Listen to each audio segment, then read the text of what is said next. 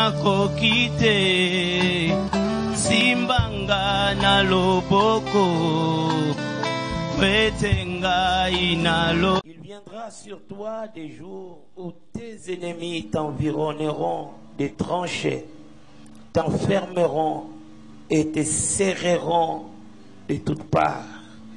Ils te détruiront, toi et tes enfants au milieu de toi.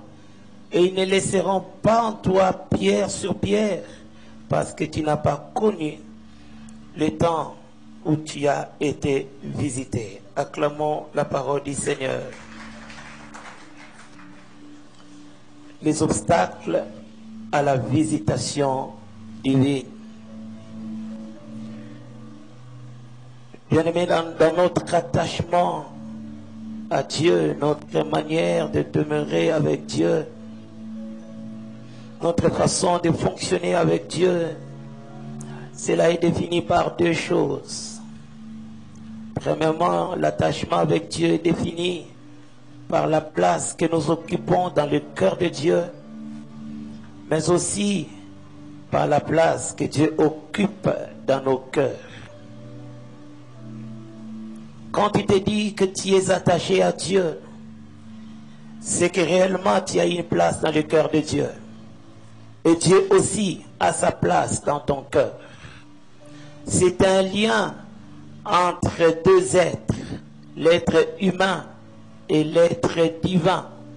Dans l'attachement, il faut que réellement que tu te retrouves dans le cœur de Dieu. Et pour te retrouver dans le cœur de Dieu, il faut réellement faire partie de ses enfants. Dieu, il est le créateur de tout ce que nous voyons et même de ce que nous ne voyons pas. Mais il n'est pas le Dieu de tout le monde. Il est le Dieu de ceux-là qui l'ont accepté volontairement comme Seigneur et Sauveur. Mais il est le créateur même des animaux. Il est le créateur même des êtres invisibles. Il est le créateur même de ceux-là qui le refusent. Mais seulement, autant nous l'acceptons pas dans nos vies, il ne s'imposera pas pour dire que je m'impose comme Dieu dans vos vies. Il nous laisse cette liberté de les choisir ou bien de les rejeter. C'est pourquoi tous ceux-là qui ont accepté Jésus-Christ dans leur vie comme Seigneur et Sauveur, ils se retrouvent dans le cœur de Dieu. Mais Dieu aussi aimerait habiter leur cœur. Autant tu te dis que tu es un enfant de Dieu, il faut savoir que Dieu aimerait avoir une place d'honneur. Pas une place comme toutes les autres places. Dieu aimerait pas habiter dans ton cœur et partager la place d'honneur avec quelqu'un d'autre. Non. Il n'aimerait pas partager ton cœur avec de l'argent, avec du matériel, avec ton projet de succès. Il aimerait d'abord que ce soit lui avant toute autre chose. S'il y a une place d'honneur, c'est cette place-là qu'il aimerait occuper. S'il y a une position d'honneur, c'est cette position-là qu'il aimerait occuper. Pourquoi? Parce que lui aussi nous a donné la place d'honneur. Autant il nous a donné la place d'honneur, il aimerait aussi à son tour occuper la place d'honneur. Bien-aimés, pour Dieu, nous sommes des privilégiés. Pour Dieu, nous sommes particuliers. Quand il regarde la terre, il voit en premier lieu ses enfants. Parce qu'il a créé l'homme pour dominer sur la terre. Il a créé l'homme pour jouer son rôle sur la terre. De même que lui, il est le créateur de toutes choses. Il aimerait que l'homme qu'il a créé soit l'intendant, qu'il soit la sentinelle, qu'il soit le gardien de sa création. Il aimerait que ce soit l'homme qui protège, que ce soit l'homme qui garde, que ce soit l'homme qui aménage les choses. Parce que l'homme est privilégié devant Dieu. Et chaque fois, quand Dieu regarde la terre, il voit ses enfants. Et sa volonté, c'est de vouloir les visiter de temps en temps. La volonté de Dieu, c'est de vivre de temps en temps dans la présence de ses créatures. Il veut être avec l'homme. Il veut passer du temps avec l'homme. Il veut bénir l'homme. Il veut visiter l'homme. Mais quand nous parlons de la visitation divine, ce n'est pas de l'utopie. Où Dieu dit, mais il ne le fait pas. Non. C'est réellement une vérité parce que Dieu aime visiter son peuple. Il y a des visitations qui sont trop visibles, mais il y a aussi des visitations qui sont pas trop visibles.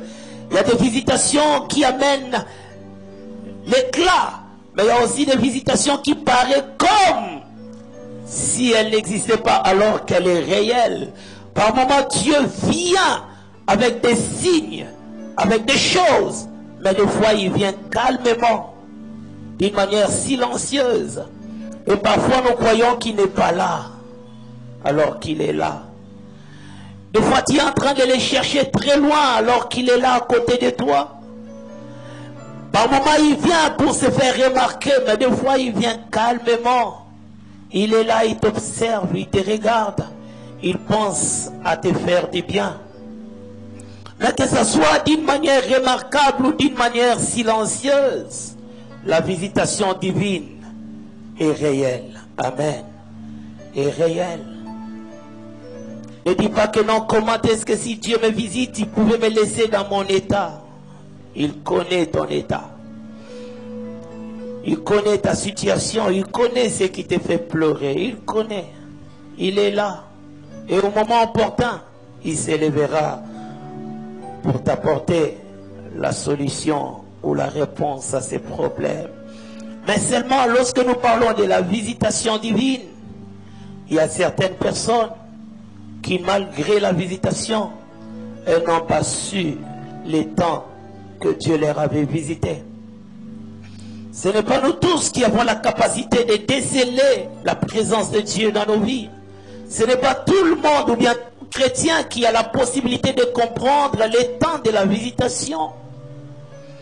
Il y a certains, au moment même de la visitation, eux, ils étaient ailleurs. Au moment même de la visitation, ils ne pensaient pas à cela. Et quand Dieu vient, il te trouve dans l'indisponibilité. Bien-aimé, tu peux rater les meilleurs temps de Dieu. Tu peux passer à côté de ces temps favorables de la visitation. Toi qui attends peut-être que la visitation se fasse l'année prochaine, peut-être en ce jour, Dieu te visite déjà.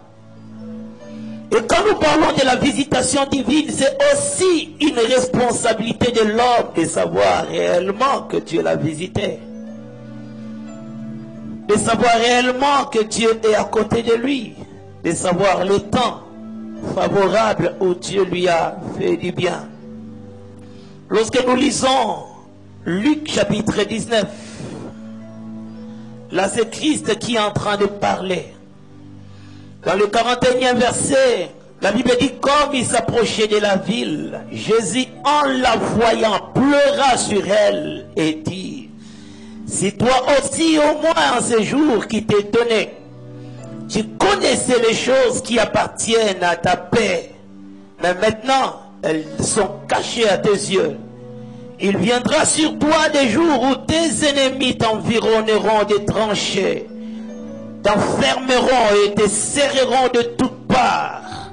Ils te détruiront, toi et tes enfants, au milieu de toi. Ils ne laisseront pas en toi pierre sur pierre, parce que tu n'as pas connu les temps où tu as été visité. La Christ parle sur Jérusalem. Il parle sur Israël. Il a regardé les temples de Dieu. Les temples qui reflétaient la gloire de Dieu. Les temples qui étaient les symboles de la présence de Dieu. Et les enfants d'Israël ne juraient que par ces temples, parce que pour eux, ils ne voyaient que les temples. Donc quand on parlait de Dieu, c'était les temples. Quand il fallait prier, c'était dans les temples. Quand il fallait faire des sacrifices, c'était dans les temples. Mais quand Dieu a regardé les temples, il a eu mal dans son cœur. Pourquoi? Parce que ceux-là qui ne juraient que par les temples, ceux-là qui ne faisaient des choses de Dieu que dans les temples, n'avaient pas compris qu'il y avait déjà un changement de temps. Ils ne savaient pas que ce n'était plus le temps de la loi. C'était le temps de la grâce, mais eux, ils continuaient à voir ce qui était matériel, alors que le temps avait changé. Ils ne savaient pas qu'il y avait plus grand que le temple qui était là. Si le temple représentait Dieu, Dieu lui-même était là. Mais Israël ne le savait pas. Alors à Christ de leur dire, au moins si vous saviez le temps de votre visitation, vous aurez mis vos vies en sécurité. Mais comme vous n'avez pas su que Dieu vous avait visité, alors vous souffrirez. Il leur a dit, il viendra sur toi des jours où tes ennemis t'environneront de tranchées, t'enfermeront et te serreront de toutes parts. Ils te détruiront, toi et tes enfants au milieu de toi. Ils ne laisseront pas en toi pierre sur pierre, parce que tu n'as pas connu le temps de la visitation. Bien aimé, pour dire que la visitation nous garde, la visitation nous protège de certaines choses, la visitation nous permet d'avancer, la visitation nous amène un rafraîchissement dans nos vies, la visitation nous permet d'atteindre nos objectifs. Mais lorsque tu ne sais pas que c'était le temps pour toi, tout ce qui est contraire à ce que je viens d'énumérer t'arrivera. Si la visitation devait t'apporter la guérison et que tu ne te rends pas compte ou bien tu ne le sais pas, à la place de la guérison, tu vas demeurer dans ta maladie. Si la visitation devait t'apporter la richesse et que tu ne sais pas, le manque de connaissance de la visitation t'apportera la pauvreté. À chaque fois que Dieu vient visiter son peuple et que le peuple ne le prend pas au sérieux, c'est le diable qui viendra après le visiter. Si Dieu a prévu te faire du bien et que tu n'as pas su que Dieu pensait te faire du bien, c'est le mal qui viendra. C'est ce qui est arrivé aux enfants d'Israël. Ils ont rejeté le Messie. Parce que eux, ils attendaient un grand roi qui viendra avec éclat. Qui viendra d'une manière spectaculaire. Mais comme il était venu humblement, il est né d'une femme humble. Il est né dans une maison humble. Il est né dans une famille humble. Israël ne pouvait jamais accepter qu'un roi sortirait d'une telle famille. Ils ont dit, ce n'est pas le Messie que nous attendons. Ils ont rejeté le Messie, mais sans le savoir. C'était leur propre destinée qu'ils avaient rejetée.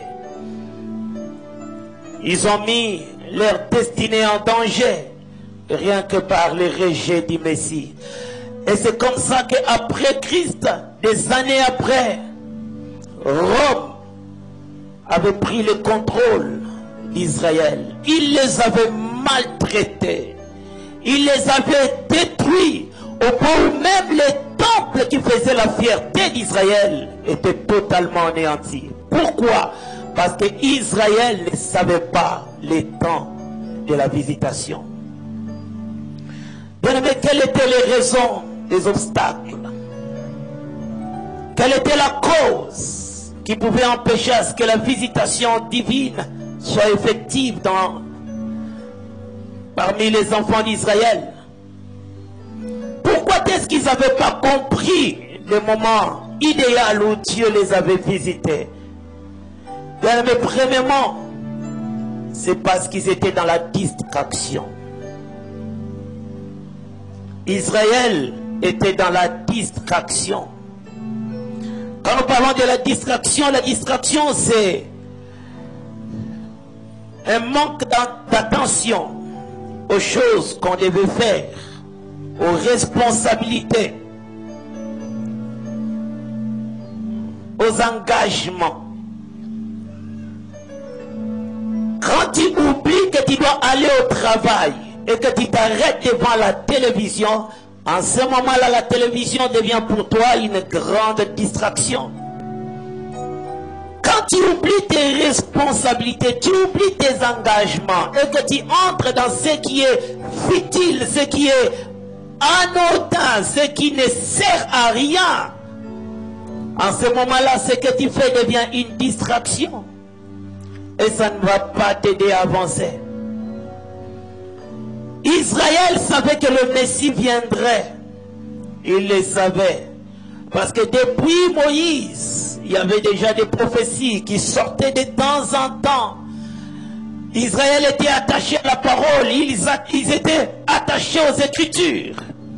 Et eux tous, ils savaient que le Messie annoncé allait venir. Mais au fur et à mesure qu'ils attendaient le Messie qui ne venait pas, une année, 2 ans, 3 ans, 4 ans, 10 ans, premier siècle, deuxième siècle, ils attendaient un Messie qui n'arrivait pas. Et du coup, ils sont tombés dans l'assoupissement. Ils se sont désorientés de la voie qui devait demeurer pour une autre voie. Ils ont oublié la venue du Messie. Ils ont commencé à penser à autre chose. La distraction les a empêchés de reconnaître les temps de la visitation. Aujourd'hui aussi, il y a beaucoup de chrétiens qui vivent dans la distraction, oubliant que Christ reviendra. Comme il avait dit, comme il avait promis, on attend, jusque-là, il ne vient pas. Alors, faisons autre chose.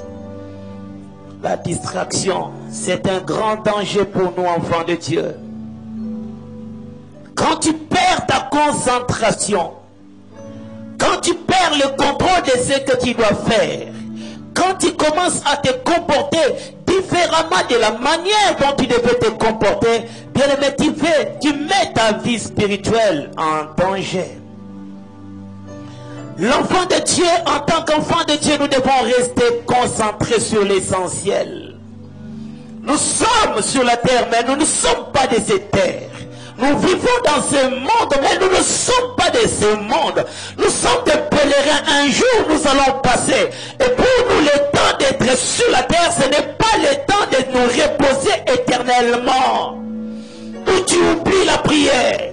Tu oublies qu'il y a la parole de Dieu qu'on doit respecter. Tu oublies qu'il y a l'église. Tu oublies tout pour toi. Tu entres dans tout ce qui est futilité. Tu seras surpris. Tu seras surpris. Tu seras surpris. Dans Luc 10, 41, Jésus a dit à Marthe, Marthe, Marthe, tu t'inquiètes et tu t'agites pour beaucoup de choses. Marie a choisi la bonne part. Quelqu'un qui est dans la distraction, il s'agite et il s'inquiète pour beaucoup de choses. Il s'inquiète pour les habits. Il s'inquiète pour la connexion. Il s'inquiète pour l'électricité. Il s'inquiète pour ses amis. Il s'inquiète pour la télévision. Il s'inquiète pour beaucoup de choses en réalité qui n'ont pas assez d'impact dans sa vie spirituelle. Tu amasses tout, alors que tout ce que tu amasses ne sont pas des choses importantes. La chose importante, c'est de rester attaché à Dieu. C'est de demeurer dans sa présence. C'est ce que Marie avait compris. C'est pas que Marthe faisait une mauvaise chose, mais c'était une bonne chose, mais au mauvais moment. Quel est ton style de vie? Es-tu concentré ou bien es-tu distrait? Tu es focalisé sur l'essentiel ou bien tu embrasses déjà tout? Moins de soucis pour Dieu, mais beaucoup de soucis pour le monde. Moins de soucis pour l'œuvre de Dieu, mais emporté pour ce qui ne servira pas à grand chose. Qu'est-ce qui bouillonne ton cœur? Quelle est la chose? Quand il ne le fait pas, tu te sens mal à l'aise. C'est prier ou bien c'est regarder les séries télévisées. Il y a certaines personnes, les séries télévisées sont comme des dieux. Quand il ne regarde pas un seul film, son cœur est troublé. Mais quand il rate l'église, il est en paix. Tu es distrait, mon frère. Tu es distrait. Quand tu es avec ton ami, tu peux passer le jour même en train de parler. Mais quelques heures seulement dans la présence de Dieu, tu commences à être mal à l'aise. Qu'il y a un problème. Autant tu peux commencer à naviguer sur ton portable, autant tu peux écrire des messages, lire des messages, être sur les réseaux sociaux, ça ne te fatigue pas. Mais si pour lire la Bible 30 minutes, ça commence à t'aveugler, c'est qu'il y a un problème. On n'est plus focalisé sur l'essentiel. Et le diable aime cela. Il aime à ce que tu donnes moins d'importance aux choses de Dieu, mais plus de choses aux choses futiles. C'est ça ce que le diable aime, afin de faire de toi un homme charnel. Et plus tu deviens charnel, plus aussi tu es accessible. Des fois même quand il y a quelques minutes que nous passons à l'église, quand seulement on dépasse un peu le temps, du coup on commence à regarder l'heure. Mais tous les temps que tu passes devant la télé, tu ne regardes même pas le temps. Tu ne regardes même pas l'heure. Et c'est la raison qui amène aujourd'hui l'obstacle à la visitation divine. Quand tu es distrait, ton cœur est partagé. Une partie à Dieu, une autre partie aux choses du monde. Une partie à l'œuvre de Dieu, mais une autre partie aux choses qui ne t'amènent nulle part. Alléluia. Deuxième obstacle qui a fait que Israël ne vive pas la visitation divine, c'était la religion. Ils étaient devenus des religieux. Au lieu d'être des hommes spirituels, mais ils étaient devenus des hommes religieux. C'est quoi la religion? La religion, c'est l'ensemble des croyances et pratiques culturelles qui fondent les rapports entre les hommes et les sacrés. L'ensemble des croyances et des pratiques culturelles qui fondent les rapports entre les hommes et les sacrés. Israël connaissait Moïse. Israël connaissait Abraham. Pour eux, Moïse, Abraham, ils étaient des sommets de tous les envoyés de Dieu. Quand on parlait de Moïse, ils aimaient Moïse. Quand on parlait d'Abraham, ils aimaient Abraham. Ils ne juraient que par ces deux prophètes, Moïse, Abraham. Moïse, notre père, notre prophète, Abraham, notre père. Moïse, notre prophète, Abraham, notre père. Alors qu'avant Abraham ne soit, Jésus-Christ était déjà. Et quand même, bien même que Christ était là, et il continue encore à attendre Moïse, il continue encore à attendre Abraham, alors qu'Abraham ne leur avait pas promis qu'il reviendrait. Abraham qui était grand, mais il était mort, enterré et oublié. Moïse qui était grand, il était mort, enterré et oublié. Mais un seul ne devait pas connaître la mort et ne devait pas être oublié. C'était Jésus-Christ. Mais qu'est-ce que la religion fait? La religion te pousse à oublier celui qui est plus grand que ceux-là que tu vois. C'est pourquoi vous verrez que par la religion, il y a certaines personnes qui respectent beaucoup les pasteurs, mais qui n'ont pas la crainte de Dieu. C'est ça la religion. Quand tu vois les pasteurs, tu es soumis, mais tu ne sais pas qu'il y a Dieu plus que les pasteurs qui te voient même là où tu fais des choses. On joue au sein devant les hommes, mais en secret, on est un assassin. Quand on est en présence des hommes, on est saint. 3 fois ça. Ça c'est la religion. Vis ta sainteté là où personne ne te voit. Vis ta sainteté loin de ton pasteur. Vis ta sainteté loin de tes parents. Que Dieu voie même que tu les crains. Là où il n'y a personne qui te connaît. C'est ça être spirituel.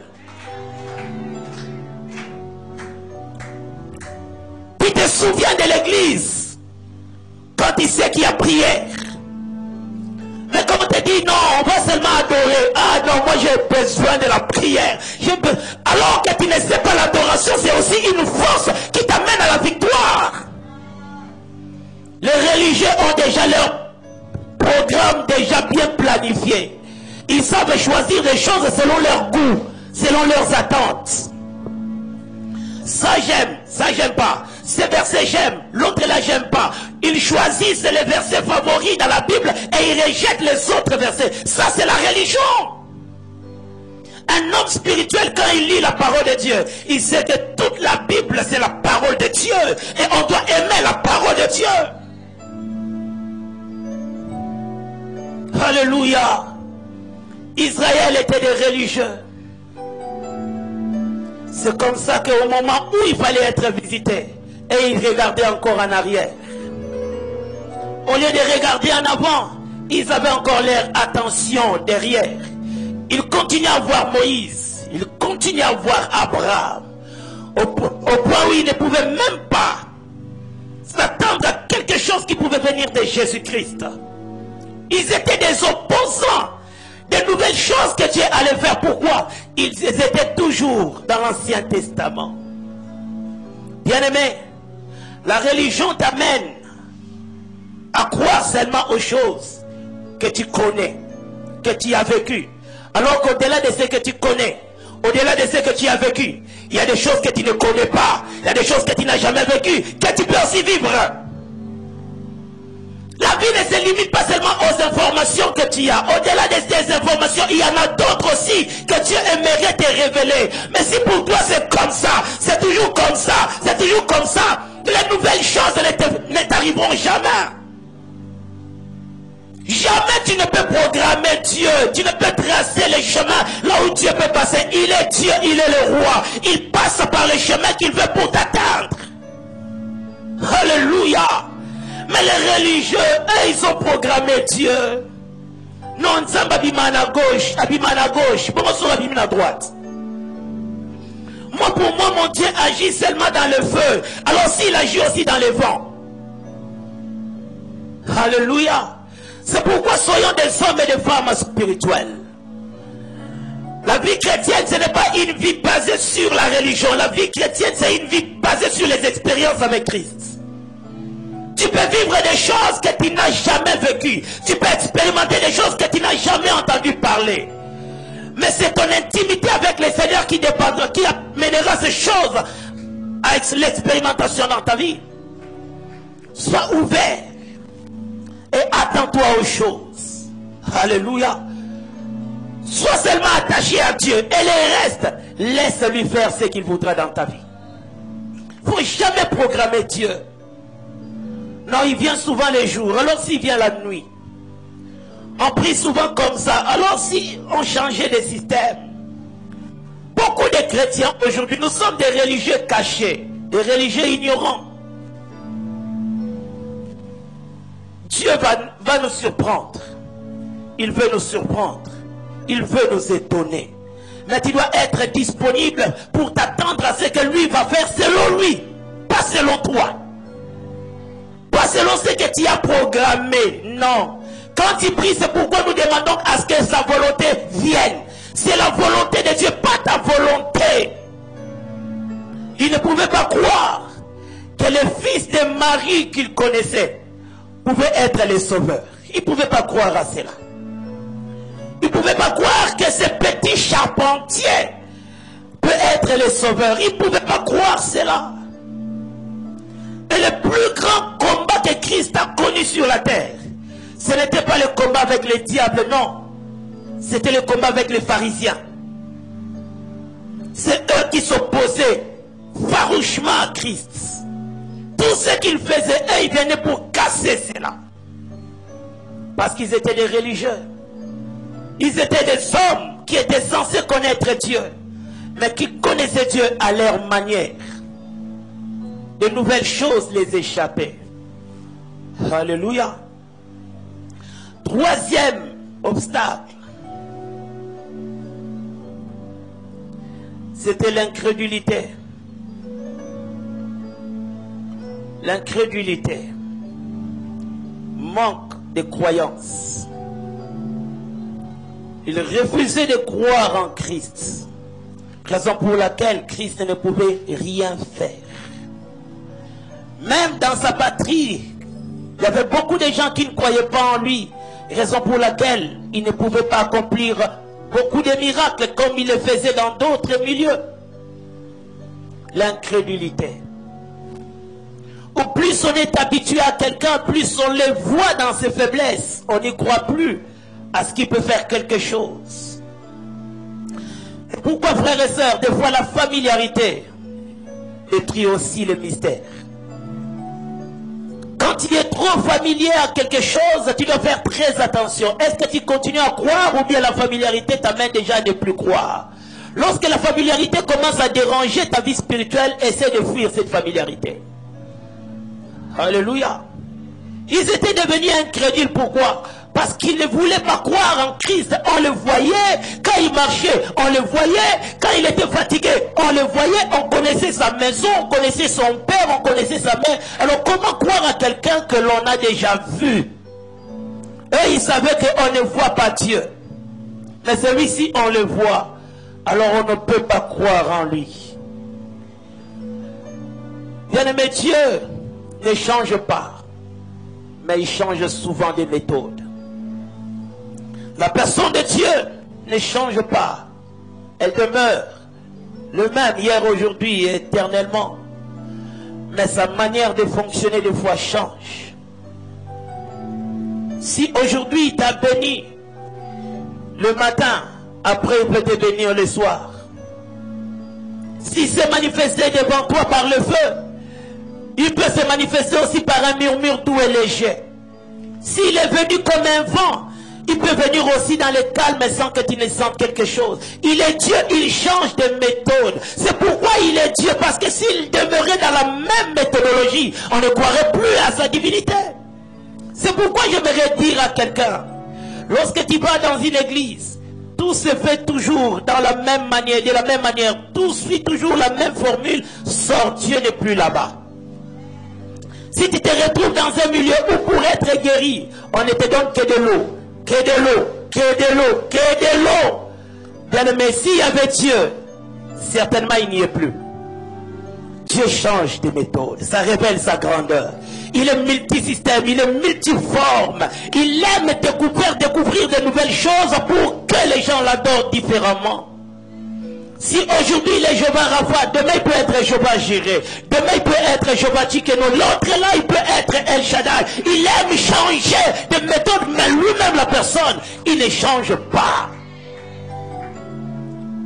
Alléluia. C'est à nous de croire qu'il est Dieu. C'est à nous d'accepter qu'il est Dieu. J'aimerais dire à quelqu'un, Dieu te visitera non pas selon toi, mais selon lui. Il viendra non pas selon le temps que tu lui as donné, mais selon le temps que lui-même a décidé de venir. Tu dois disponibiliser ton cœur.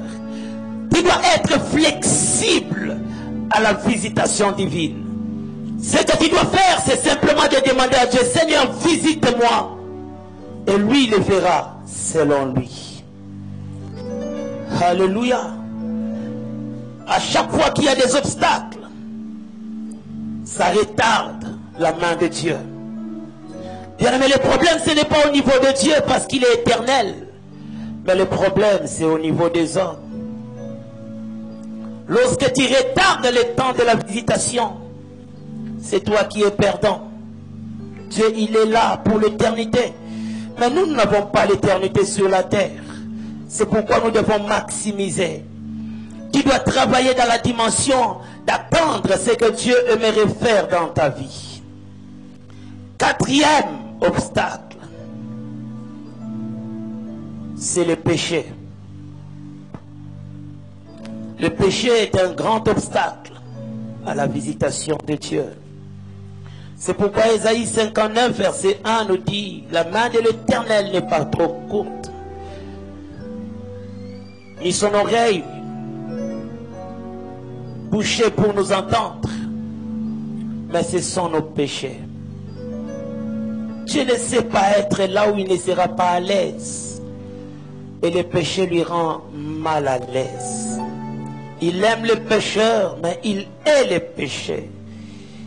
Il veut bien venir te visiter, mais quand il te voit dans ta mauvaise vie, il se réserve de s'approcher de toi. Non pas parce qu'il ne t'aime pas, mais parce que ta vie le chasse. Ton comportement l'empêche de te toucher. C'est pourquoi à chaque fois quand Christ venait, quand Dieu voulait bénir Israël, il demandait à Moïse, dit au peuple de se sanctifier, car je viendrai.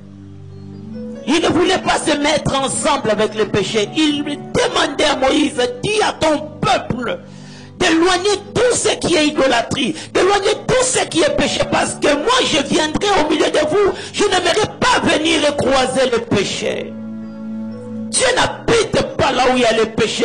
Il ne cohabite pas avec le péché. Et autant il y a le péché, autant aussi il va s'éloigner de ta personne. Autant il y a le péché, autant il ne sait pas te bénir. Autant il ne peut pas te visiter. Le péché est un obstacle majeur à ce que Dieu aimerait faire avec toi. Il veut tellement te bénir, il veut tellement accomplir des choses dans ta vie. Mais ton problème, c'est le péché. Il y a d'autres. Quand ils commettent le péché, ils y pleurent.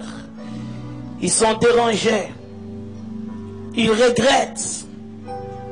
Mais malheureusement, il y a certains qui se sont déjà habitués.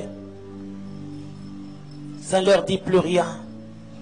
Autant ils en commettent, autant ils ont la pensée de commettre encore. Des gens qui s'attendent à Dieu, mais qui vivent dans l'impudicité. Sans remords. Il tombe aujourd'hui, il sait qu'il va tomber demain. Il tombe demain, il sait qu'il va tomber encore. Il a dit à Dieu, comprends-moi parce que je ne sais même pas comment m'en débarrasser. Suis-moi seulement dans mes péchés. Dieu ne peut jamais te suivre dans tes péchés. Jamais il ne peut t'accompagner dans cette mauvaise vie. C'est à toi de te libérer de ça et non pas d'inviter Dieu dans ce que tu fais de mal. Non, non, non, non. Non, non, ça ne marche pas comme ça. Mais tu dois avoir la haine du péché. Tu dois avoir la haine du péché. C'est pourquoi si par erreur tu es tombé, bien ne pleure s'il faut pleurer. Prends la décision de ne plus te retrouver dans cela. C'est un poison pour ta vie. Le poison, le péché est un poison pour ta destinée. Le mal du péché peut avoir plus de dégâts que tu ne l'imagines.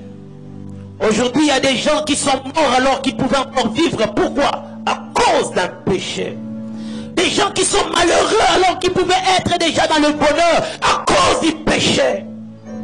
Des gens qui sont par terre, des familles totalement anéanties à cause du péché. Ne jouons pas avec le péché. Quand le diable introduit un péché dans ta vie, c'est pour détruire ta vie, mais aussi pour empêcher à ce que Dieu vienne te visiter. Le péché, ça sent bon, mais le résultat, c'est ce qui va t'amener à pleurer. Bien aimé, à chaque fois quand j'avance dans ma vie, je me dis une chose, que je peux tout perdre par une seule erreur. Je peux tout rater par une seule faute, un seul péché. C'est pourquoi je me bats pour ne pas le commettre. Tu ne peux pas imaginer la petite porte que tu ouvres là. Quels sont les démons qui vont entrer?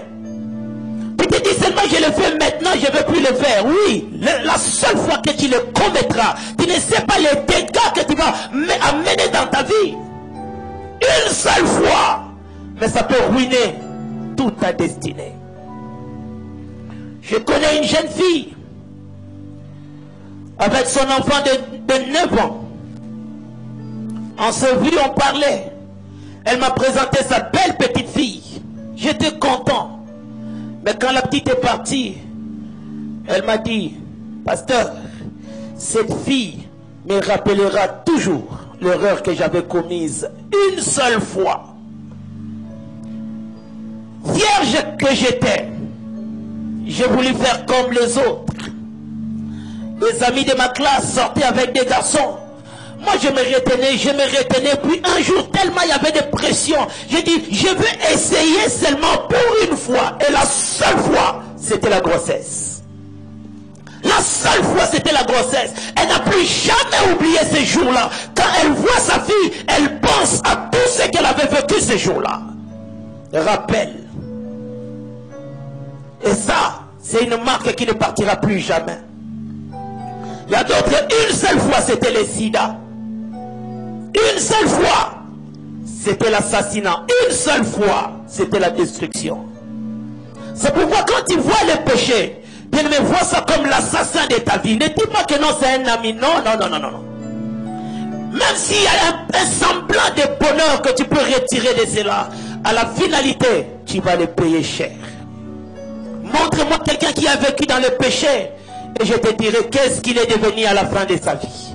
Il y a toujours les regrets. Il y a toujours des regrets. Il y a toujours des regrets. C'est pourquoi, frère, vivons dans la sainteté. Autant que cela dépend de toi, efforce-toi de vivre dans la pureté. Fuis les péchés comme on fouillait une balle, parce que ça va te tuer. Fuis les péchés, frère. Fuis les péchés, ma soeur. Ne dis pas que je vais goûter, je vais essayer. Qui sait? Soko kobawotima. Ezana ma péché mso ezala kelengi, elengi soko mekyo kangami. Okomose nga nzambe kama makasi nzambe pesa nga makasi na bima, mais okoka suko bima te. Mutambu yango wana osoko taki. Il y a des péchés qui semblent être des moyens qui t'amènent à la joie, mais dans ton cœur, tu seras toujours en train de pleurer. Seigneur, pourquoi j'en ai encore commis? Pourquoi je suis encore tombé? Pourquoi je l'ai encore fait? Pourquoi? Le péché comme la drogue, quand tu as goûté pour la première fois, c'est que ça va faire dans ton corps ne te permettra pas de te libérer facilement. Posons la question à ceux-là qui sont des fumeurs de tabac. Des fois, ce n'est pas qu'ils aiment ça. En lisant même sur les cartons de la cigarette, ils voient bien que fumer est préjudiciable à la santé. Ils voient, ils savent lire. Mais dites-leur de ne pas fumer. Ça devient compliqué. Tout simplement parce que le premier jour quand ils avaient goûté, c'était tellement bon. Et c'est ça qui les avait retenus. Ils fument, mais en pleurant. Ils fument, mais en regrettant. Ils fument, ils savent que je suis en train de me détruire. Mais comment arrêter? Il ne fallait pas qu'il commence ce jour-là. C'est pourquoi, mon frère, ne goûte pas au péché. Ça va te retenir. C'est une prison terrible. Le diable te dira que ça ne fait rien. Tout le monde le fait. Tu es jeune, fais aussi. Mais tu es fort, fais aussi. Montre aussi que tu en es capable. C'est un piège. Un piège. Tu auras du mal à t'en sortir. Tu auras du mal à t'en sortir. Posons la question aux jeunes qui vivent dans l'impudicité. Ils savent qu'il y a le sida, ils savent qu'il y a le sida, mais quelle est la force qu'ils ont pour se débarrasser de ça? Non, ils n'ont aucune force. Si Dieu ne les aide pas, ça devient compliqué. Il y en a même des gens qui sont à l'église. À l'église, mais vivant dans le péché comme des païens. À chaque fois, ils regrettent, ils pleurent, ils regrettent, mais ils tombent. Ils regrettent, mais ils tombent encore. Parce qu'une fois tu avais goûté, aucun ami refuse que le péché soit ton identité. Ça va faire fuir Dieu dans ta vie. Tu vas empêcher à ce que Dieu vienne te visiter. Tu vas rater le meilleur qu'il a prévu pour toi.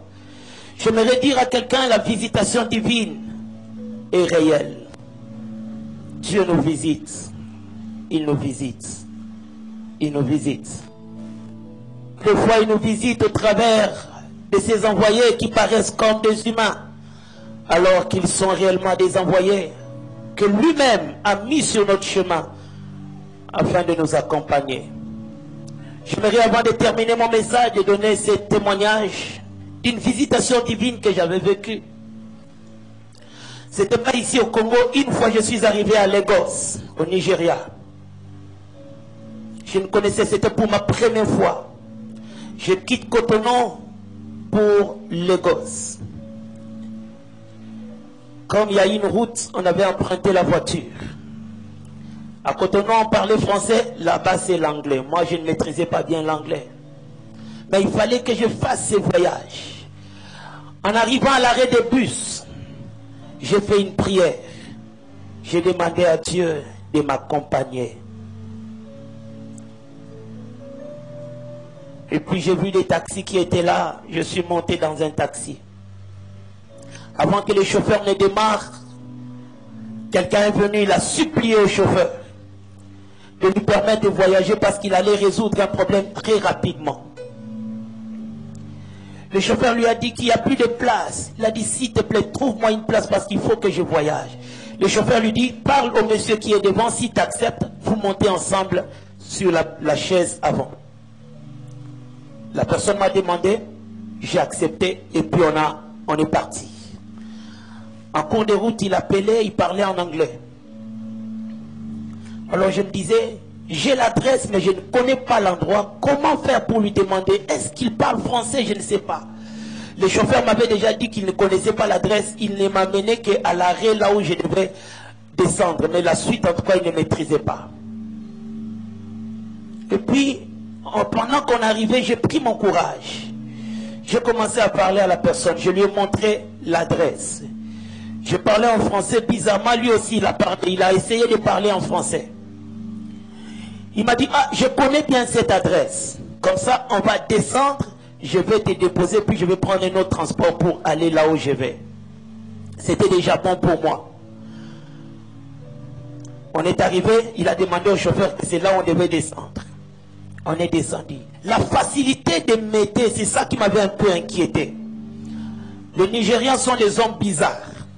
On m'avait déjà dit, il faut faire très attention parce qu'eux, ils sont compliqués, ils sont dans les enlèvements, ils ont beaucoup de choses qu'ils font. Et surtout que j'avais un gros sac. Il dit, est-ce que ce monsieur ne croit pas? Il croit peut-être que j'ai de l'argent sur moi, il voudrait peut-être me faire des histoires. Mais comme c'était un risque à prendre, j'ai accepté. On est descendu, il m'a aidé à transporter les sacs. Et puis on allait avec lui.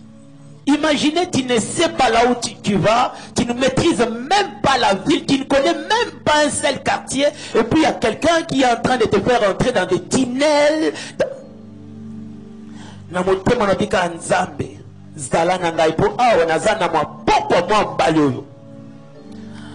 On arrive devant l'immeuble, il me montre, c'est ça l'immeuble de ton adresse. On entre. Premier niveau, deuxième, troisième, quatrième niveau, on arrive, on frappe devant la porte. Et puis il y a des Congolais qui sont venus, qui sont sortis. J'ai demandé à la personne que je cherchais, on m'a dit que non, la personne est là, mais elle dort, que j'entre et puis que je l'attende. Je fais entrer les sacs. Je savais que la personne était derrière moi. Juste les sacs, le temps pour moi de sortir, il n'y avait plus personne. C'était un long couloir. J'ai couru pour voir dans le couloir de l'autre côté. Il n'y avait plus personne. Je suis allé même en haut pour regarder en bas si quelqu'un allait sortir. Il n'y avait personne. J'avais compris que c'était l'ange de Dieu qui devait m'accompagner jusque-là. J'ai expliqué aux personnes qui me recevaient. J'ai dit, j'ai pris cette personne depuis l'arrêt des bus à Cotonou. Et la personne m'a accompagné ici, jamais. Bateau sokas aidé au boy, et ça passe salom et le kamomoko. Mais abandino kuna, a sengioni nabi, même après la monnaie souté. Asioni nabi, a swing le retenenge to koti awana tiki sak nabi, la monnaie peut souté. Même pas à l'objet, à Zélia Tatena Pesa, merci.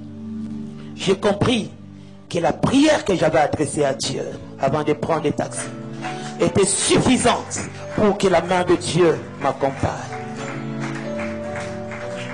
Dieu enverra des anges dans ta vie pour t'accompagner et te faciliter la tâche. Il enverra des anges pour te donner de bonnes informations qui vont changer ton existence. Il t'enverra des anges qui vont t'épargner de certains dangers. Il t'enverra des anges. Je connais encore une autre histoire. Un homme qui habitait son village. Et une nuit, pendant qu'il se promenait, il y avait des bandits qui l'avaient attaqué. Il courait dans la forêt sans savoir où est-ce qu'il allait. Et puis il a rencontré un vieillard. Il expliquait au vieillard qu'il y a des gens qui sont derrière moi. Le vieillard lui dit, si tu pars par cette route, on pourra facilement t'attraper. Prends la petite ruelle. Et puis tu verras qu'il y aura un petit caniveau, tu sautes et puis tu pars. On ne pourra pas te voir là-bas. Le monsieur a suivi les chemins selon le vieillard là. Il a traversé cette petite rivière là. Une petite rivière qui pouvait sauter. Il est allé de l'autre côté et c'est là où il a trouvé des gens, il les a expliqués. Et on lui a demandé, tu es passé par quelle route? Il a expliqué la route. Mais les gens ne pouvaient pas croire parce qu'ils savaient que dans cette route-là, il y avait une très grande rivière qu'ils ne pouvaient pas traverser. Il a dit non, je suis passé par là, mais ce n'était pas une rivière, j'ai sauté seulement. On lui a dit, attends le matin, tu vas nous montrer la route. Et puis le matin, il montrait la route. Ils sont arrivés devant l'eau en question, éballés. Babi, c'est là où moni mai yango. Ah mai muswa mukezate. Afanda kanisa bi mutona kutana kina ewana. Asare kina le kamayo sans même kina se rendre compte. C'était pas une personne, c'était un ange de Dieu qui lui avait facilité la tâche. Bien-aimé, Dieu va te sauver des dangers. Il mettra sur ta route des hommes providentiels pour t'aider à réussir. Il mettra quelqu'un peut-être dans ta classe, dans ton travail, qui aura commission de t'aider à réussir. Ces hommes existent. C'est Dieu qui les envoie. Tenons-nous debout, nous allons prier.